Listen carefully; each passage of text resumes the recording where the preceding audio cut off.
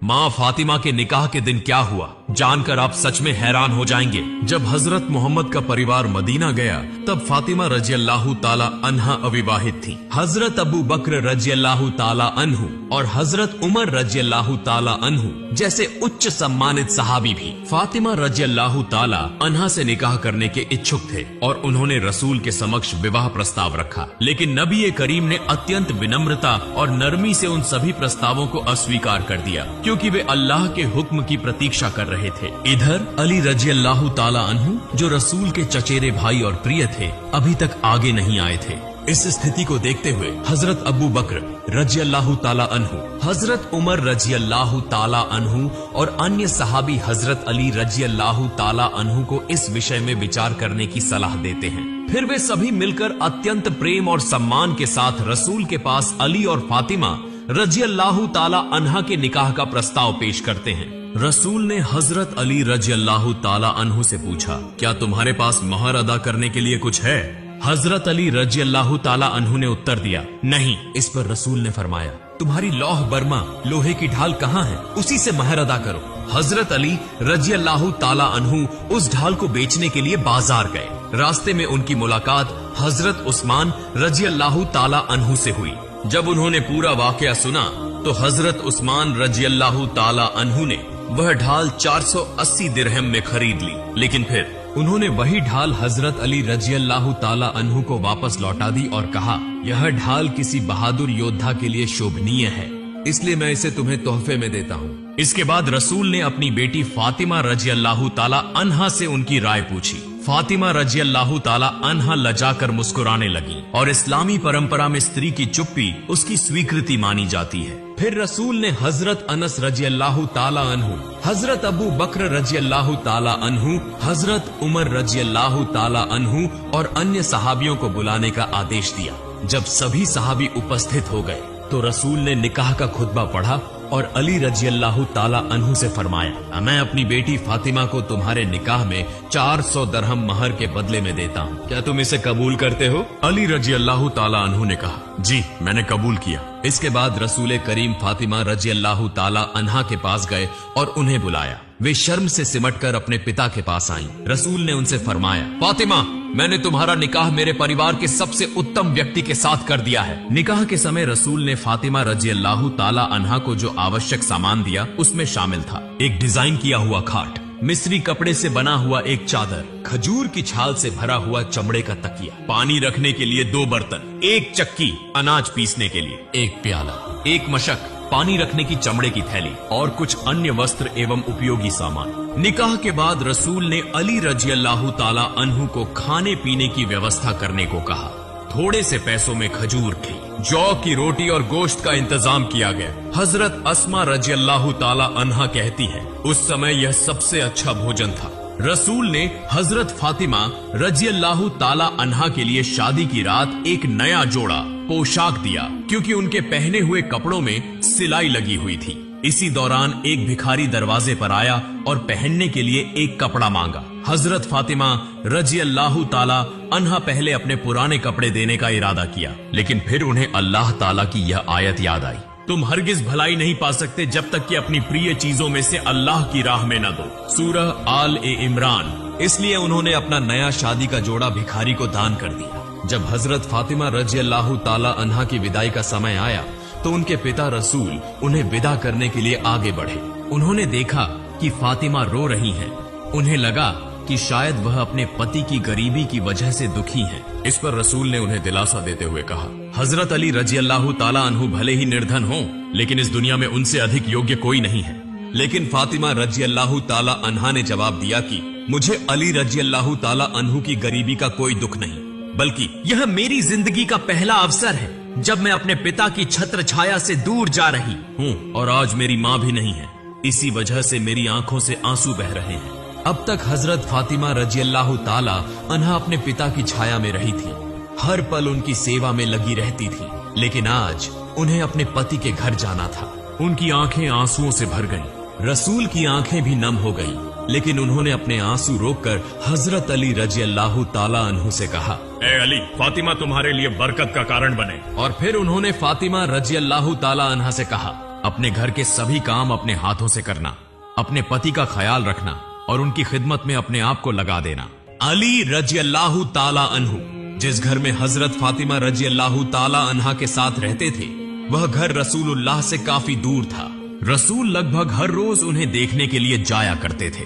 एक दिन रसूल ने फरमाया, बेटी, मैं तुम्हें रोज देखने आता हूँ। मैं चाहता हूँ कि तुम्हें अपने करीब ले आऊं। फातिमा रजी अल्लाह ताला अन्हा ने अर्ज किया, अब्बा जान, हारिसा बिन नोमान के पास बहुत सारे मकान हैं, आप उनसे कहें कि वह कोई एक मकान खाली कर दें। इस पर रसूल ने फरमाया, बेटी, मुझे हारिसा से घर मांगने में शर्म आती है, क्योंकि उसने पहले ही अल्लाह और उसके रसूल की खुशी के लिए कई घर दान कर दिए हैं। यह सुनकर फातिमा रजी अल्लाह ताला अन्हा खामोश हो गई। जब हारिसा बिन नोमान को इस बारे में पता चला तो वे तुरंत रसूल के पास आए और अर्ज किया, ऐ अल्लाह के रसूल, मुझे पता चला कि आप अपनी प्यारी बेटी को अपने करीब रखना चाहते हैं। मैंने अपने सभी मकान आपके हवाले कर दिए। कृपया फातिमा रजी अल्लाह ताला अन्हा को बुलाकर कहें कि वह जिस घर में चाहें रह सकती हैं।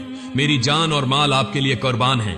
अल्लाह की कसम, मेरे पास जो चीज है वह अगर आपके पास चली जाए तो यह मेरे पास रहने से ज्यादा मुझे पसंद है। रसूल ने फरमाया, अल्लाह रब्बुल आलमीन तुम्हारे माल में बरकत दे।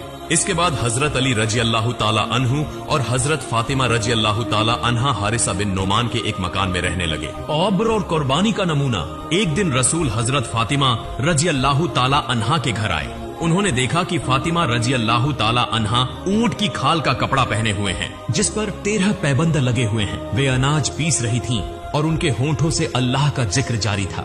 यह देखकर रसूल ने फरमाया, फातिमा, सब्र के साथ इस दुनिया की तकलीफों को सहन करो और आखिरत की सुकून का इंतजार करो। अल्लाह तुम्हें बेहतरीन इनाम देगा। अरे भूख और रसूल की वसीयत। एक दिन हजरत अली रजी अल्लाह ताला अन्हु घर आए और खाने के लिए कुछ मांगा। हजरत फातिमा रजी अल्लाह ताला अन्हा ने कहा, आज तीसरा दिन है कि हमने कुछ नहीं खाया, घर में जौ का एक भी दाना नहीं बचा। हजरत अली रजी अल्लाह ताला अन्हु ने कहा, ए फातिमा, तुमने मुझे पहले क्यों नहीं बताया?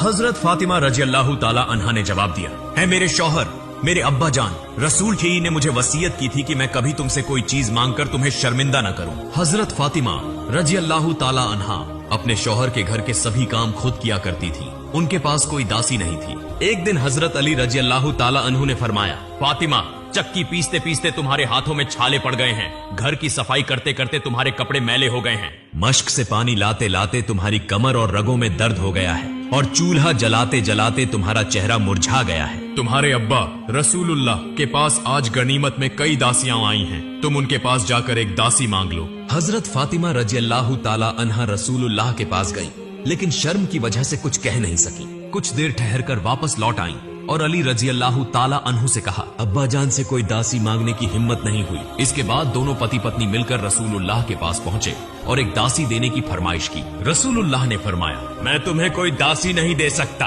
क्योंकि असहाबे सुफा गरीब साहबा के खाने और तालीम का इंतजाम मुझे ही करना होता है। मैं उन्हें कैसे भूल सकता हूँ? वे लोग जिन्होंने अपने घर बार, रिश्तेदार, सब कुछ अल्लाह और उसके रसूल की खुशी के लिए छोड़ दिया है। रसूलुल्लाह का यह जवाब सुनकर दोनों खामोश हो गए और अपने घर वापस चले आए। बढ़ती सबसे बेहतरीन अमल। रात को रसूलुल्लाह उनके घर आए और नरम लहजे में फरमाया, तुम लोगों ने जो मुझसे मांगा उससे भी बेहतर चीज तुम्हें बताऊं? दोनों ने एक साथ कहा, या रसूल अल्लाह, जरूर बताइए। रसूलुल्लाह ने फरमाया, जिब्रील अलैहिस्सलाम ने मुझे यह बताया है कि हर नमाज के बाद तुम दोनों 10 बार सुभान अल्लाह, 10 बार अल्हम्दुलिल्लाह और 10 बार अल्लाहू अकबर पढ़ा करो, और जब रात में सोने जाओ तो 33 बार सुभान अल्लाह, 33 बार अल्हम्दुलिल्लाह और 24 बार अल्लाहू अकबर पढ़ो। यह अमल तुम्हारे लिए सबसे बेहतरीन खादिम, सेवक साबित होगा। अली रजी अल्लाह ताला अन्हु की तंगी और फातिमा की दरख्वास्त। एक बार हजरत अली रजी अल्लाह ताला अन्हु को सख्त तंगी का सामना करना पड़ा। हजरत फातिमा रजी अल्लाह ताला अन्हा ने फरमाया, अगर तुम नबी करीम के पास जाकर कुछ मांग लाते तो बेहतर होता। जब हजरत फातिमा रजी अल्लाह ताला अन्हा रसूलुल्लाह के पास पहुंची तो उस वक्त उम्मे अयमन रजी अल्लाह ताला अन्हा रसूलुल्लाह के पास बैठी हुई थी। हजरत फातिमा ने दरवाजा खटखटाया। रसूलुल्लाह ने फरमाया, यकीनन यह फातिमा का दस्तक है, वह इस वक्त आने की आदी नहीं है, जरूर किसी परेशानी में होगी। जब हजरत फातिमा अंदर आईं तो फरमाया, अब्बा जान, फरिश्तों की गर्जा, खाना, तस्बीह और तहलील, अल्लाह की याद, लेकिन हमारी गर्जा क्या है? रसूलुल्लाह ने फरमाया, फातिमा, मोहम्मद के घर में 30 दिनों से चूल्हा नहीं जला। मेरे पास कुछ बकरियां आई हैं, अगर चाहो तो उनमें से 5 बकरियां तुम्हें दे सकता हूँ। और अगर चाहो तो उनकी जगह मैं तुम्हें 5 बातें सिखा सकता हूँ जो जिब्रील अलैहिस्सलाम ने मुझे सिखाई है। हजरत फातिमा रजी अल्लाह ताला अन्हा ने फरमाया, अब्बा जान, आप मुझे वही 5 बातें सिखाइए जो जिब्रील अलैहिस्सलाम ने आपको सिखाई हैं। नबी करीम ने फरमाया, या अव्वल अव्वलीन, या आखिरिल आखिरीन, या जल का हुव्वतिल मतिन, या रहीमल मासाकीन, या अरहमर राहिमीन। इन 5 बातों को सीखकर हजरत फातिमा रजी अल्लाह ताला अन्हा अपने शौहर हजरत अली रजी अल्लाह ताला अन्हु के पास वापस आई। हजरत अली रजी अल्लाह ताला अन्हु ने पूछा, क्या खबर है? हजरत फातिमा रजी अल्लाह ताला अन्हा ने फरमाया, मैं दुनिया मांगने गई थी लेकिन आखिरत लेकर वापस आई हूँ। हजरत अली रजी अल्लाह ताला अन्हु ने फरमाया, आज का दिन तुम्हारी जिंदगी का सबसे बेहतरीन दिन है, मेरे फातिमा रजी अल्लाह ताला अन्हा का आखिरी दिन। हजरत अली रजी अल्लाह ताला अन्हु फजर की नमाज अदा करने के लिए मस्जिद गए। इधर हजरत फातिमा रजी अल्लाह ताला अन्हा तेज बुखार के बावजूद घर के तमाम काम निपटा चुकी थी। जब हजरत अली रजी अल्लाह ताला अन्हु मस्जिद से लौटे तो देखा कि हजरत फातिमा जोर जोर से रो रही हैं। उन्होंने पूछा, फातिमा तुम क्यों रो रही हो? लेकिन हजरत फातिमा रजी अल्लाह ताला अन्हा ने कोई जवाब नहीं दिया और भी जोर से रोने लगी। हजरत अली रजी अल्लाह ताला अन्हु ने बार बार पूछा तो हजरत फातिमा रजी अल्लाह ताला अन्हा ने रोते रोते कहा, मैंने ख्वाब में देखा कि मेरे अब्बा जान हजरत मोहम्मद मेरे घर में तशरीफ लाए और कुछ तलाश करने लगे। जब वे जाने लगे तो मैंने पीछे से आवाज दी, अब्बा जान आप क्या तलाश कर रहे थे? अब्बा जान ने जवाब दिया, ए मेरी फातिमा, मैं तुम्हें ही तलाश कर रहा था, तुम्हें लेने के लिए आया हूँ। फिर उन्होंने फरमाया, ए मेरी फातिमा, आज तुम रोजा रखोगी, सहरी अली के दस्तरखान पर करोगी और इफ्तार मेरे दस्तरखान पर करोगी। यह सुनकर हजरत अली रजी अल्लाह ताला अन्हु और हजरत फातिमा रजी अल्लाह ताला अन्हा दोनों समझ गए कि अब हजरत फातिमा का आखिरी वक्त करीब आ गया है। दोनों जोर जोर से रोने लगे। इसी दौरान हजरत हसन और हुसैन रजी अल्लाह ताला अन्हु आए और पूछा, अब्बा जान अम्मा जान आप दोनों क्यों रो रहे हैं? हजरत हसन और हुसैन का नाना जान की कब्र पर जाना। हजरत फातिमा रजी अल्लाह ताला अन्हा का एक खास मामूल आदत था कि जब हजरत हसन और हुसैन उन्हें किसी काम में परेशान करते तो वह उन्हें नाना जान की कब्र पर जाने के लिए कहती। आज भी हजरत फातिमा रजी अल्लाह ताला अन्हा ने फरमाया, मेरे प्यारे बेटो तुम दोनों नाना जान की कब्र पर जाओ। जब हजरत हसन और हुसैन नाना जान की कब्र के पास पहुँचे तो अचानक कब्र से आवाज आई, ए मेरे प्यारे नवासों, आज तुम इस वक्त मेरे पास क्यों आए हो? तुम जब चाहो मेरे पास आ सकते हो, लेकिन आज जाकर अपनी माँ का चेहरा देख लो, आज के बाद तुम अपनी माँ को नहीं देख सकोगे। यह सुनकर दोनों भाई रोने लगे और दौड़ते हुए वापस अपनी माँ के पास आ गए। उन्होंने रोते हुए कहा, अम्मा जान आप क्यों रो रही हैं? हमें समझ आ गया है कि नाना जान ने हमें बता दिया है कि आज का दिन आपके लिए आखिरी दिन है। उन्होंने हमें कहा है कि हम आपकी शक्ल को आखिरी बार देख लें। हजरत फातिमा की आखिरी वसीयत। शाम होते होते हजरत फातिमा रजी अल्लाह ताला अन्हा की तबीयत और ज्यादा बिगड़ गई। उन्हें बिस्तर पर लिटा दिया गया। मौत के करीब हजरत फातिमा रजी अल्लाह ताला अन्हा ने हजरत अली रजी अल्लाह ताला अन्हु से 3 बातें कही। अली, मेरी पहली बात यह है कि जिस दिन से मैं तुम्हारे घर आई हूँ उस दिन से आज तक मैंने तुम्हें बहुत तकलीफ दी है। अगर तुमने मुझे माफ न किया तो कयामत के दिन मेरे अब्बा जान को मेरी वजह से बहुत शर्मिंदगी उठानी पड़ेगी। बताइए, क्या आपने मुझे माफ कर दिया? हजरत अली रजी अल्लाह ताला अन्हु ने जवाब दिया, ए फातिमा, तुम क्या कह रही हो? मैं तुम्हारे काबिल नहीं था, लेकिन तुम्हारे अब्बा जान ने रहमत और मेहरबानी से तुम्हारा हाथ मुझे दिया। निकाह के दिन से लेकर आज तक मैं तुम्हें 2 वक्त का खाना भी ठीक से नहीं खिला सका। ए फातिमा, बताओ क्या तुमने मुझे माफ कर दिया? अगर तुमने मुझे माफ न किया तो कयामत के दिन मुझे भी सख्त सजा भुगतनी पड़ेगी। हजरत फातिमा की दूसरी वसीयत। फिर हजरत फातिमा रजी अल्लाह ताला अन्हा ने कहा, ए अली, मेरी दूसरी बात यह है कि मेरी वफात के बाद आप अपनी पसंद की किसी भी औरत से निकाह कर सकते हैं। मैं आपको इसकी इजाजत देती हूँ, लेकिन मेरे दोनों बच्चों को हफ्ते में 1 दिन अपनी गोद में सुलाना। हजरत फातिमा की तीसरी वसीयत। जब हसन और हुसैन बड़े हो जाएं, तो उन्हें अल्लाह की राह में वक्फ समर्पित कर देना और मुझे रात में दफन करना। हजरत अली रजी अल्लाह ताला अन्हु ने कहा, तुम नबी की बेटी हो, मैं सबको खबर देकर तुम्हारा जनाजा पढ़ाऊंगा, इसमें क्या हर्ज है? हजरत फातिमा का जवाब। हजरत फातिमा रजी अल्लाह ताला अन्हा ने जवाब दिया, अगर सबको खबर दी गई तो वे मेरे कफन को देखकर अंदाजा लगाएंगे कि नबी की बेटी कितनी लंबी थी और उसकी सेहत कैसी थी। इससे मेरी पर्दादारी खत्म हो जाएगी। हजरत फातिमा का जनाजा। जब हजरत फातिमा रजी अल्लाह ताला अन्हा का इंतकाल हुआ तो उनके जनाजे को उठाने के लिए सिर्फ 3 लोग थे। हजरत अली रजी अल्लाह ताला अन्हु 2, हजरत हसन रजी अल्लाह ताला अन्हु 3, हजरत हुसैन रजी अल्लाह ताला अन्हु। हजरत अली सोच रहे थे कि जनाजे को उठाने के लिए 4थे आदमी की जरूरत होगी। तभी अचानक हजरत अबू जर गिफारी रजी अल्लाह ताला अन्हु आ गए और जनाजे का चौथा कोना पकड़ लिया। हजरत अली ने पूछा, ए अबू जर, मैंने तो तुम्हें नहीं बुलाया, फिर तुम्हें कैसे पता चला? हजरत अबू जर गिफारी रजी